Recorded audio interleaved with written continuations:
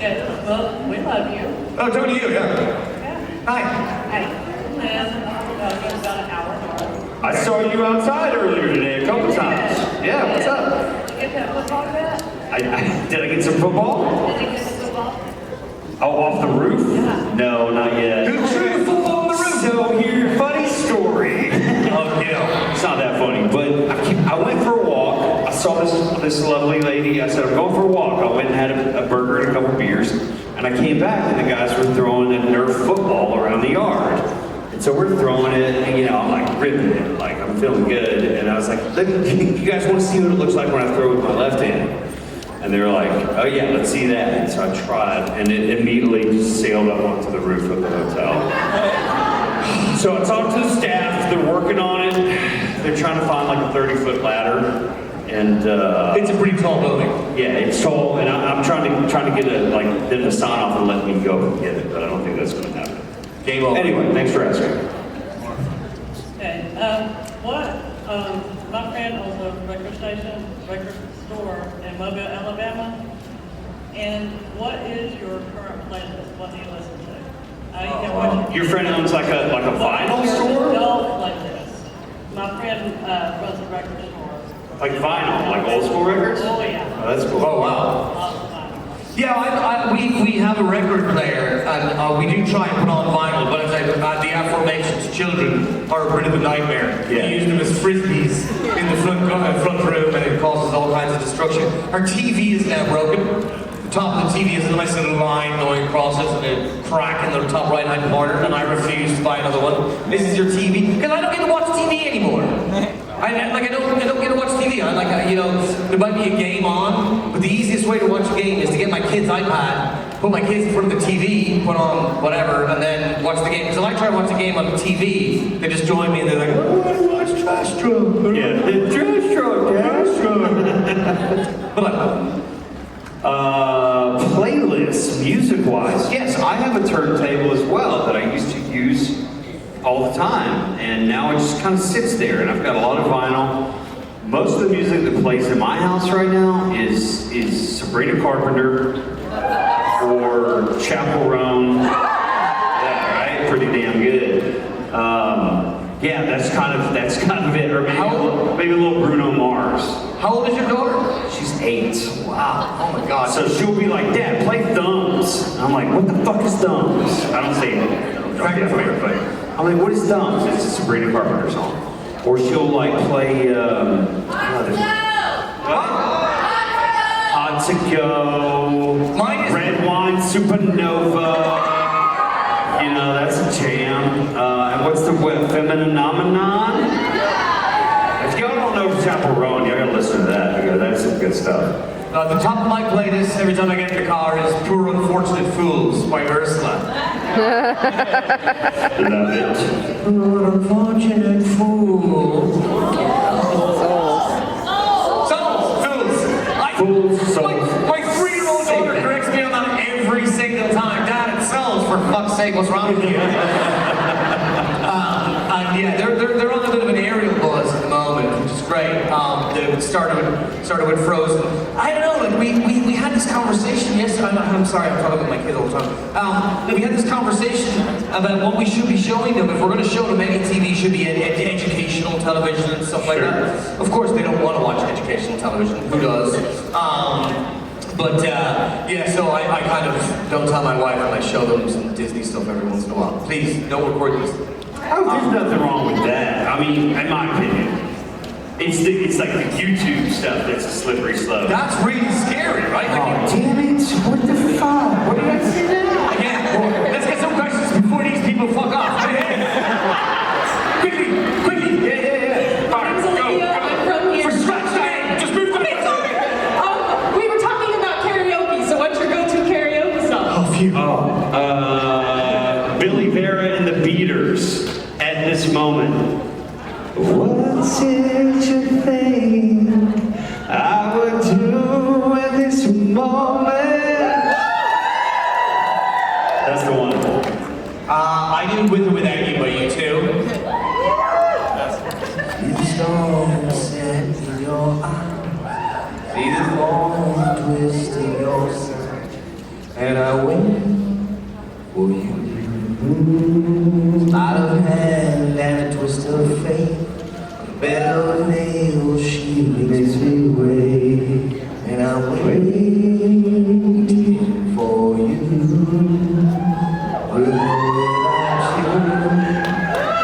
It's a bottle pong. I mean, like this, and I'll give it up. Tell me karaoke tonight. This shit might go down. But it's also poor unfortunate souls as well. Unfortunate souls. Next question. Next question over We have here. a line over here. This gentleman, thank you. Thank you. Yes, sir.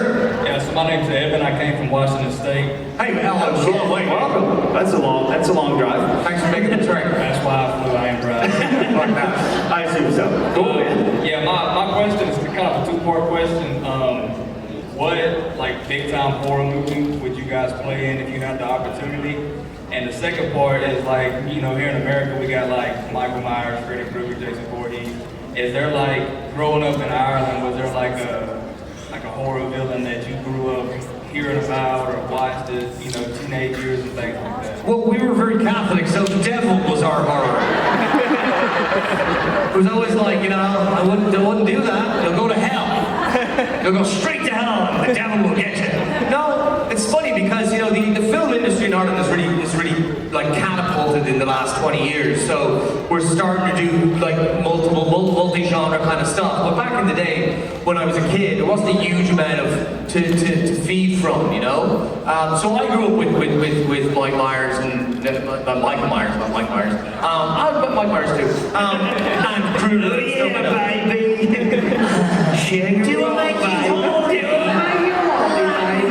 Also a very scary film. And it's not right. Fuck Boston! Sorry, we digress. But yeah, like, who was your favorite? As a kid growing up, my parents didn't let me watch a lot of that stuff, but I had a friend, my best friend, his name is Trace Williams. His parents were much more lax on that shit, so I remember the first time I ever saw Nightmare on Elm Street, the first one, and was scared out of my mind. Like, I still, to this day, like, I remember it vividly watching that. But I vividly have like a memory of watching the video of Michael Jackson's Thriller. Scary At stuff. like 4 or 5 years old and running out of the room, like down the street. Good. Like, get me away from that. My daughter though, like kids nowadays, they're so like, I'll show my 4.5-year-old Thriller and he's like, fuck is this shit, Dad? Give me some Bruno Mars. Like, they're so like desensitized to this. I know. I think that might be a bit of a worry. Like, It is a bit of a worry. It is a bit of a worry. The Babadook. Have you seen the Babadook? Get watch that. That scared the shit out of me. There was some movie that opened the other day, some horror movie, and the first scene, rather, had people leaving the cinema. Do you know what it was? Yeah, that was it. Like 9 people left the cinema. Like there was a camera on the audience, and all you could hear was a. And then all these faces were like, holy shit, what the, you know? So, like, sorry, speaking of the microphone, what was it called again? Terrifier 3. Terrifier 3. I do remember the first time I saw Blair Witch Project. I was right in a movie theater. I kind of ran out of there. Yeah. Because like nobody had ever done anything like that before. That found footage stuff, that was the beginning of it, yeah. And also The Ring. I remember being in a movie theater watching The Ring when it first came out. Yeah. And Connor was like, all right, time to go. I'm not good, my wife loves scary movies. I'm kind of a bit of a pussy, I gotta tell you. I've gotten to do a few horror movies. I did the third installment of The Grudge. I don't know if you know The Grudge. The first Grudge was amazing. The second one was pretty good. The third one, straight to video. But it was really fun to do. Like that Japanese like horror movie genre is, to me is like really cool. We're gonna, come on! We're gonna have to start getting people to sit down. Is it because I said Japanese horror movies? Hi, how are you? Hey, my name's Sarah, and my question is, if you were a snack, what would you be? Oh, girl! They already are a snack. Snack! What would you be? I feel like that's a question for you to answer. If I was a snack, what would I be? Candy cane? Who's a candy kid? I'm more of a savory guy. I'd be like a bag of crisps or chips, as you call them, but like Irish Tato. Have you ever had Irish Tato chips? They're the best. Salt and vinegar. Salt and vinegar. I do love some salt and vinegar. Yeah. There, I got a clap for that one. All right, so I'm gonna go sweet. I'm gonna go deep fried Oreo cookie. Hell. But like a double stack. Hell yeah. Not the little one. Not the things. Speaking of, does anybody have the score in the Texas OU game, which is going on right now? When I think of double stacked fried Oreos, I think of the Texas OU weekend in Dallas, which is happening right now. I don't think this is your audience. No football fans. There are football fans here. Well, I suppose we're in Charlotte, yeah. There are. Hello! Hi guys, I'm Lana. Hey, Lana. I'm Jersey born, Georgia raised. The best kind. Jersey born, Georgia raised. Yeah. Can I ask you, I don't mean to interrupt you, when did you move to Georgia from Jersey? 8 years ago. And you're how old now? 17. Okay, continue. So, I'm an actor myself, and Good for you. there are some times when I'm on stage and I'm trying to do a line or a scene, and it's just so funny because like with subcontext that I cannot stop laughing. And I just wanted to wonder if, like for both of y'all, if there was ever a scene either with like Men of Letters or just Supernatural in general, or any other movie or TV that you guys have done that just was so funny that you had to do so many takes. Oh my So God. you're saying it's not necessarily a comedy, but the subtext is making you laugh. Just something you had to do that. Or Jared farting when you're in the middle of saying Still Jared farting? Yeah, what about subtext of Jared farting during Well, the scene? I was doing a scene and I was sitting in the back of Baby, and Jared had a fart machine, and he kept going, and then he turned it off, and let one rip. It wasn't a fart machine, let's be honest. I was stuck in the back of this car. I didn't even melt it. It was absolutely good. My nose hair singed. But yeah, like Supernatural was the best at this, right? So I told the story yesterday. But my very first day of filming with the boys, with Jensen and Jared, it's in when Lady Bevel has Sam tied to the chair in the dungeon, and I went down. I was speaking to the guys in my own accent, and then we started filming, and I started putting on my Cockney accent, and Jared called cut. I went, oh God, what happened there? He goes, because actors never call cut. And he goes, cut. Does anyone know what the fuck he's saying? And I went bright red. I was like so embarrassed. I was like, oh my God, can no one understand me? And it took a couple of seconds later, Tom Wright came in, he goes, Jared, come on, stop messing around. So I kind of figured he was messing around. And then he did it again, and then he did it again. And to the point where like I was like putrid red and mortally embarrassed. And that really was the baptism of fire, and I realized what kind of show this was going to be working on. It was just so much work and so much fun at the same time. But yeah, it would happen on a daily basis on the Supernatural set where you're corpsing and you're just laughing your ass off. And trying to keep it together because the director, because you're a day player, like you're a guest star, so they can laugh as much as they want, but like you gotta keep your shit together, right? And I hope to be asked back. And yeah, how about you, Bill? Exactly the same story. Yes. Yeah. Are you talking about being on stage? And like, are you talking about being on stage and doing a scene and you're trying to hold it together? Or? I usually get my, what together before the actual show, but like, Right. there's sometimes when I'm practicing this scene that I That's just right. completely lose it, and I'm like in a fit of giggles, and they're like, I love that. And enjoy the giggles. Have fun. There's a... Like, don't take it too seriously, until you're doing it, and you take it. But like, yeah, have fun. I mean, the story you just told about your experience working with them, Jared and Vincent were awesome. But like, very, very quickly, I realized that I should not take myself so seriously. Although I wanted to do the best job I could do, right? Yeah. Because I wanted to come back. But Jared did some on the show all the time. And yeah, there were definitely some moments where I had to would try to hold it together and could not. But all the crew, the director and all the crew were just like, Jared. I did this movie with Daniel Radcliffe and with Zoe Kazan. Anyone know Zoe Kazan? Wonderful actor. Eliza's granddaughter. Yeah, granddaughter. And we were at a bar, and we were doing, and Una Chaplin, who's Charlie Chaplin's granddaughter, all of us in the scene together. Anyway, You were like Hollywood royalty. yeah, I was. Yeah, well, at least they're offspring. I mean, yeah.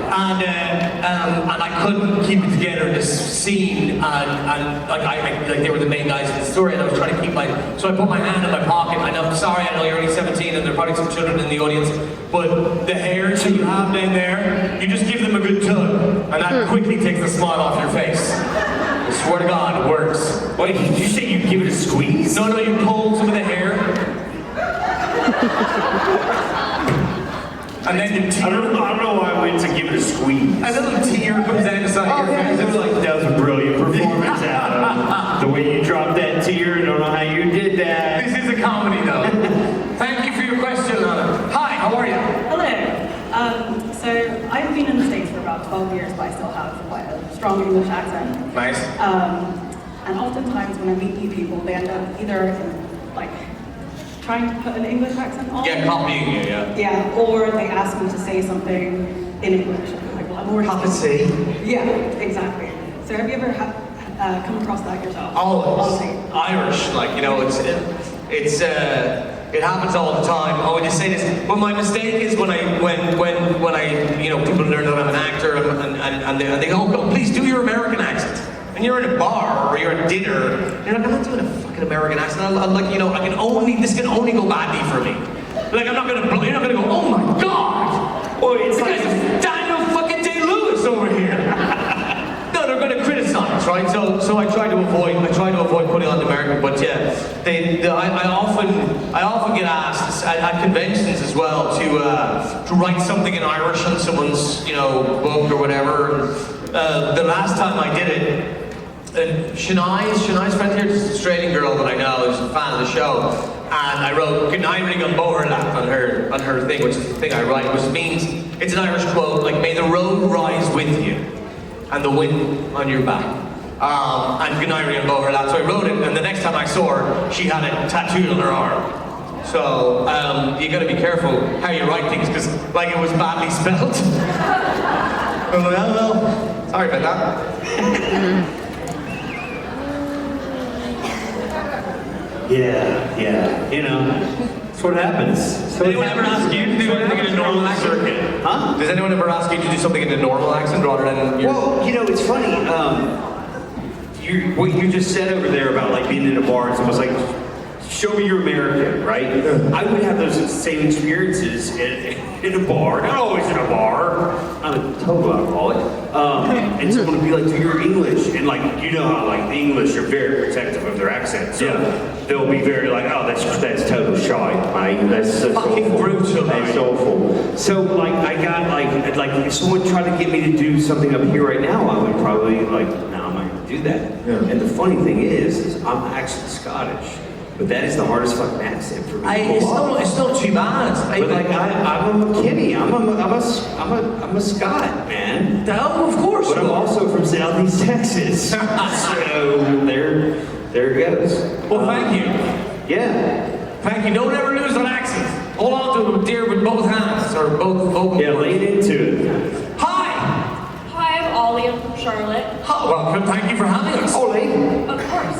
I hope I'm remembering this right. Gil, you're a choir kid, right? Oh yeah. Yeah, same. Yeah. Did we talk about this before? Last year, yeah. I remember this. Yes. Yes. I just wanted to know what your favorite choir song was to sing. Oh my gosh. Well, that's It's like a religious thing. Gosh.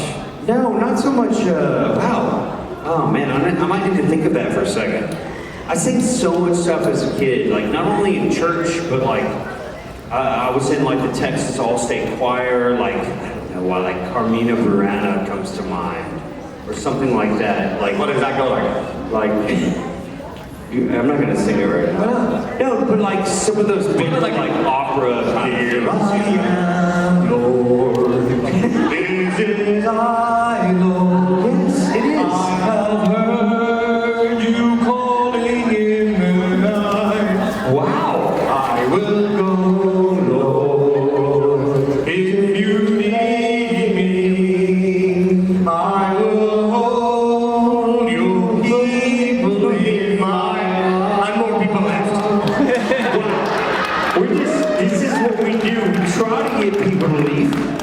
So the last like people standing, they win a prize, and we all get to go home.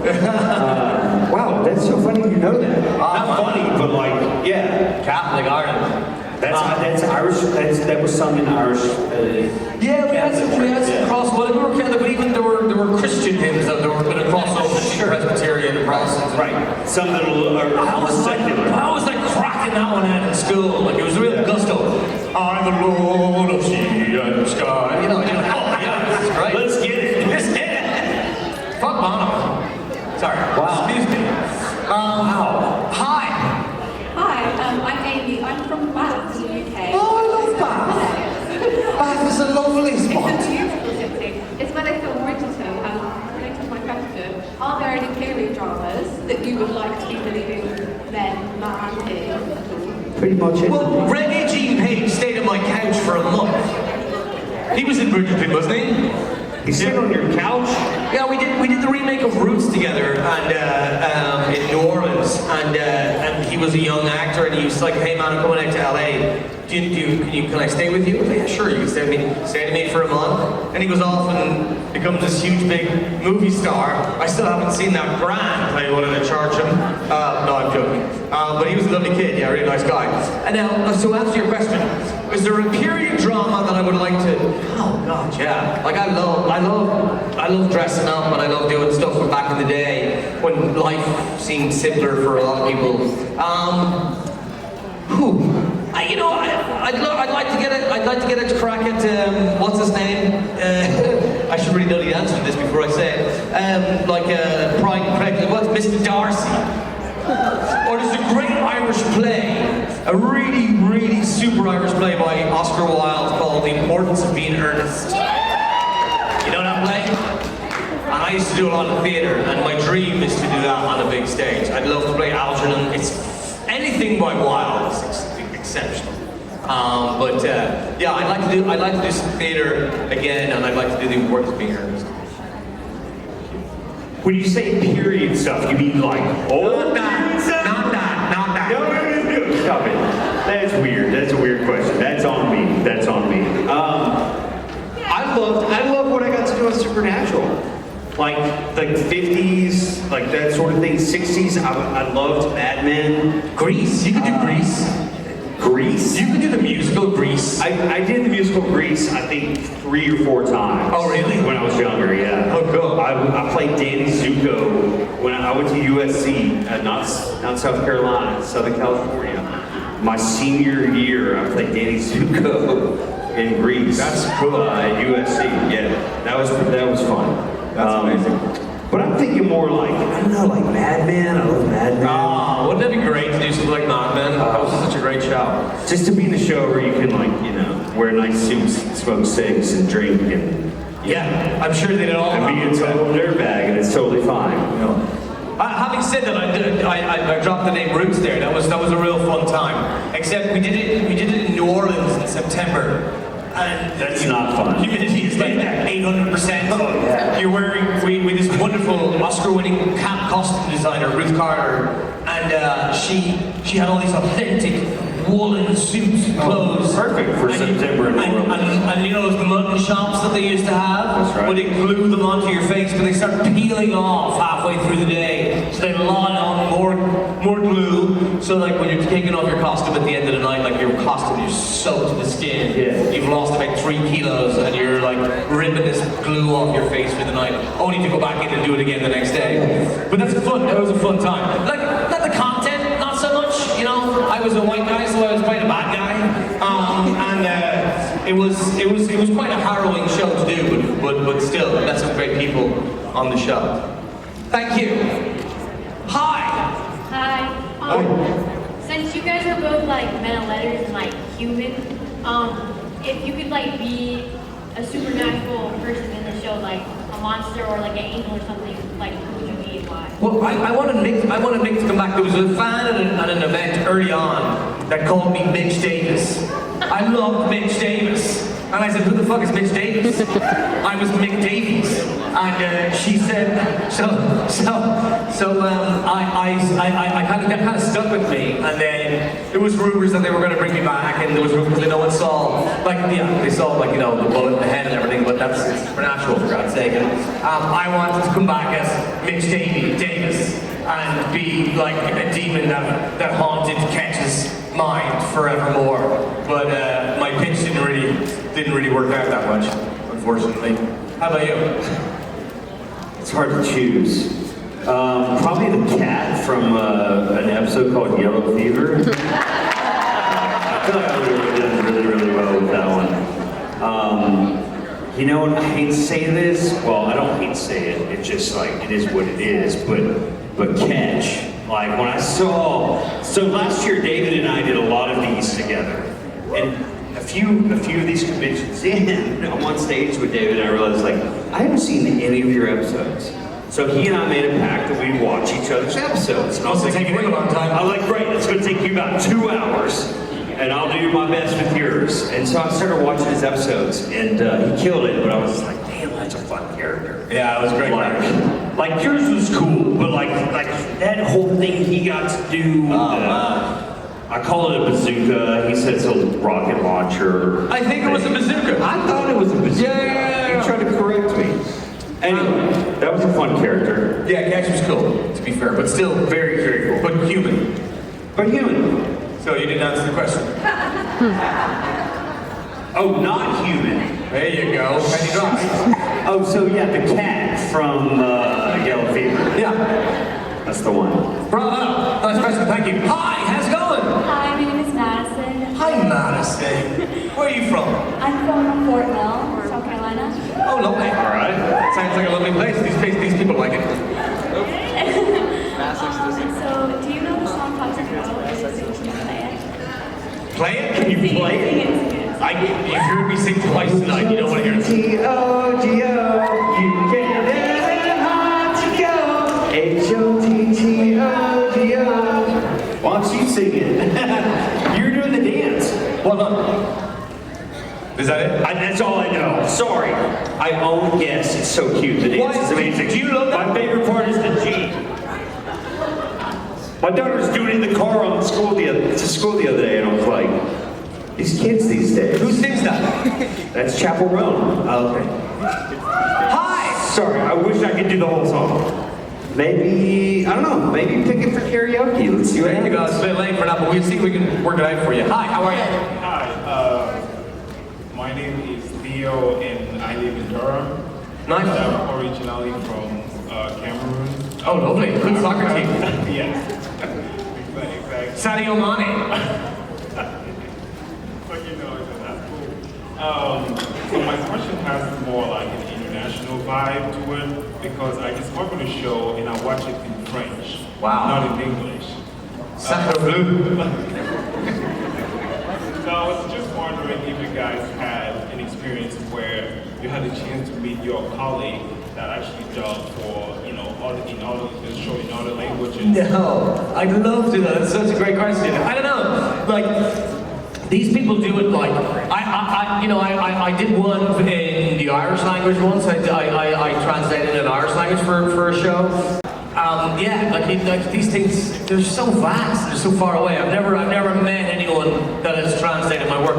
Although I think I'll ask her to debate this because we did a con in Paris a few years ago, and I actually think there was someone who did all the dubbing was at the con. I'll find out the answer to that question properly, but I think maybe there was someone there that did some episodes, which is kind of cool.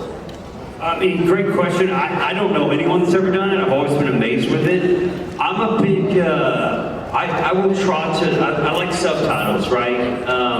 I would rather watch a French show in French 100%. With subtitles. 100%. I've tried to do it the other way. I'm always impressed because it's amazing how close they get, right? But I feel like there's something that's a little bit missing. But if I'm ever, listen, I'll even watch anything like English or anything that Adam's doing, like I'm definitely putting subtitles on because I don't understand half of it. They told me, listen, when I came here, they said I was doing a panel with Ruth. And I was like, God, I'm so worried. I'm gonna have to have a translator. And they're like, okay, you're not doing it with Ruth, you're doing it with Adam. I was like, that's not much better. Very good. Hi. Very good. My question is, when it comes to listening to music, what do you prefer, Spotify or Apple, or a local radio station? Someone took the piss out of me. Adam Rose said, I have Apple Music, and he said, who the fuck has Apple Music? I do. I do, right? I don't do Spotify. Well, they don't pay their artists. I do Apple Music, and I do. There's a local public radio station in LA, and I think it's nationwide called KCRW, and they play amazing music from 9 a.m. to noon every morning. It's called Morning Becomes Eclectic. It's totally free. I love it's that. like new shit. It's awesome. And then on the weekends, like after 8 o'clock, Friday, Saturday night, it's phenomenal. So so I still love the radio. I love the radio, that's great. Yeah, like I think, you know, the tragedy about these apps, like the guy who owns Spotify is like 6 times wealthier than Paul McCartney. Like there's something wrong with that. I know, like we can get down the rabbit hole here of how fair the world is becoming with all this tech and all these artists just getting starved of any financial remuneration for their work. So, geez, I wish we could still buy CDs. I know you can, but I buy as much vinyl as I can afford to, you know, try and give back to the music industry because it's just been pillaged, raped and pillaged for a long time now. Although I am one of the problems because I do have Apple Music, so I'm a hypocrite. Are you gone? Oh, thanks for coming back. No, I thought I heard someone calling me. Okay, But it wasn't. It was a demon in your mind. A demon. What do you listen to? What do you have? I prefer the local radio station. Look at that. What's your local radio station? 97.3 The Eagle in Virginia Beach. Virginia Beach 97.3 Eagle. It's called the Eagle? Yeah. Virginia Beach? That sounds like something I'd be into. That sounds good. I've never been to. It's nice down there in Virginia Beach, is it? Yes. Yeah? How far is it from here? Is that that's North Carolina? No, it's Virginia. Oh, sorry, yes. Fucking clues in the title. It's about a 5-hour drive. I have a friend who lives in Wilmington. Is that close to you? No. You've heard of it? That's where my brother lives. No way. Yeah, no shit. Yeah, that's great. I must look them up. We should all get together. We should all get together and have. Yeah, I called my family. My mom and sister live in Raleigh now. We're all from Texas, but all of my family has migrated to North Carolina. Why so? Yeah. It seems like no, why? It's a little bit late. But my mom and sister in Raleigh, my brother's in Wilmington, and I let them know I was coming to Charlotte. And they were like, yeah, that's like 2.5 3-hour drive. Have fun. I was like, cool, just letting you know. It's not like I wanted to see you at all. That's sad. Mom, if you're watching this, I did.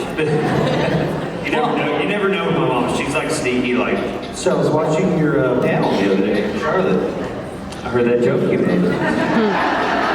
I counted maybe 3 or 4 F-bombs.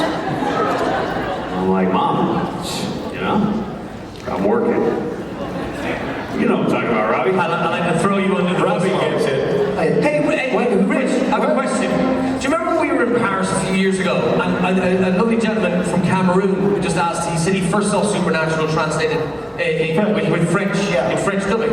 And we met the guys. We met the guys, we did, yes. We met the guy who did Gabriel. That's why. So if you're still here, where are you? Wait, if you're still here, you might have gone to Jen's photo ops. But yeah, he was there. Yeah, that's it. Yeah, a couple of voices were, but my guy looked shockingly like me. Yeah, that was funny. He was 6'2", but he looked like me. No, he looked like him, and he was making fun of me. We were like, oh my god, that's uncanny. Gentlemen, you two guys